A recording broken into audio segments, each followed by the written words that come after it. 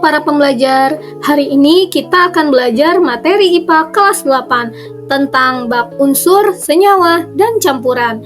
Tonton dan simak materinya ya. Wow.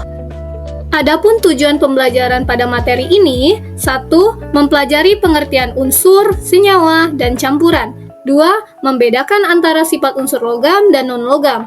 3. Mengetahui tentang atom, molekul penyusun unsur, dan senyawa. 4. Memahami bagaimana cara memisahkan campuran. Oke, mari kita bahas satu persatu tujuan pembelajaran pada materi ini.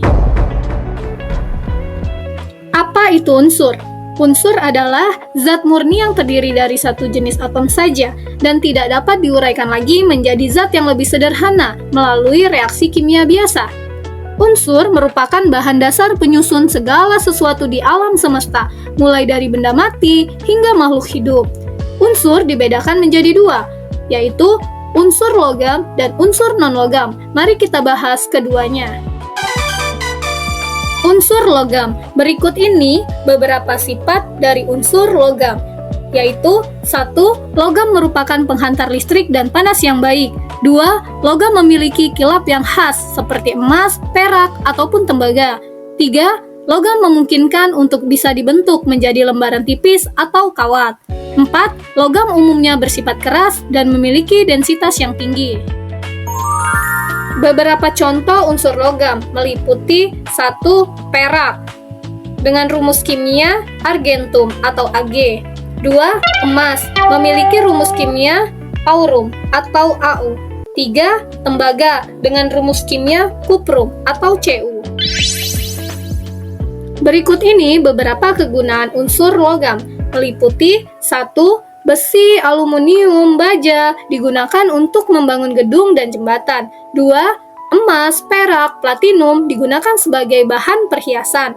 3. Tembaga, emas, perak digunakan juga dalam pembuatan komponen elektronik. 4.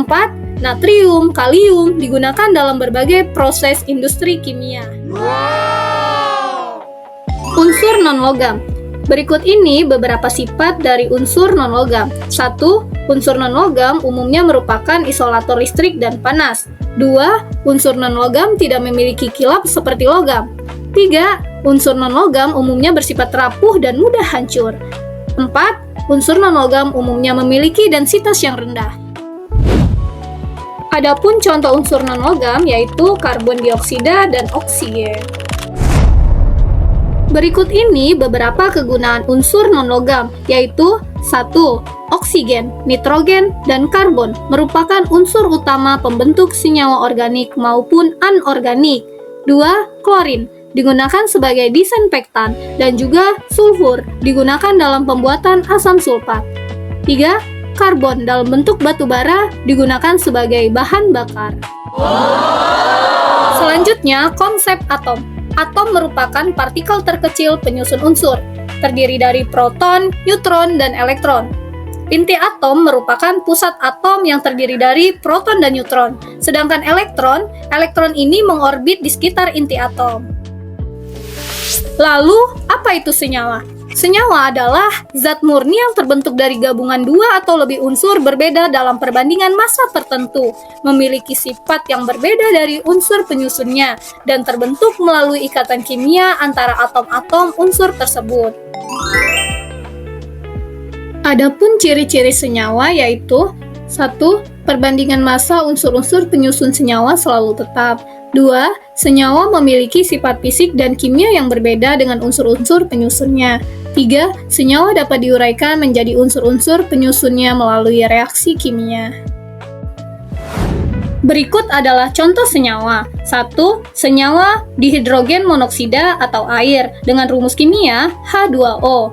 2. Senyawa natrium klorida atau garam dapur dengan rumus kimia NaCl. 3. Senyawa asam sulfat atau asam baterai dengan rumus kimia H2SO4. Molekul. Molekul adalah partikel terkecil dari suatu zat yang masih memiliki sifat zat tersebut. Molekul dapat terdiri dari satu atom, dinamakan molekul unsur, atau lebih dari satu atom, dinamakan molekul senyawa. Salah satu contoh molekul adalah molekul dihidrogen monoksida. Selanjutnya, kita akan membahas tentang campuran. Apa itu campuran? Campuran adalah gabungan dua atau lebih zat yang tidak bereaksi secara kimia dan mempertahankan sifat masing-masing. Ada dua jenis campuran, yaitu campuran homogen dan campuran heterogen. Campuran homogen adalah campuran dua zat atau lebih yang menyatu sempurna, sehingga komponen penyusunnya tidak dapat dibedakan lagi. Salah satu contohnya adalah larutan gula dan larutan garam. Sedangkan campuran heterogen adalah campuran dua zat atau lebih yang tidak menyatu sempurna, sehingga komponen penyusunnya masih dapat dibedakan. Contohnya adalah air dan minyak. Jenis-jenis campuran. Campuran dibedakan menjadi 3 jenis, 1 larutan, 2 suspensi, 3 koloid. 1. Larutan. Larutan adalah campuran homogen di mana zat terlarut sepenuhnya terdispersi dalam pelarut. Contohnya adalah air garam dan air gula. 2. Suspensi. Suspensi adalah campuran heterogen di mana partikel padat terdispersi dalam cairan tetapi tidak larut. Contohnya adalah air pasir. 3. Koloid.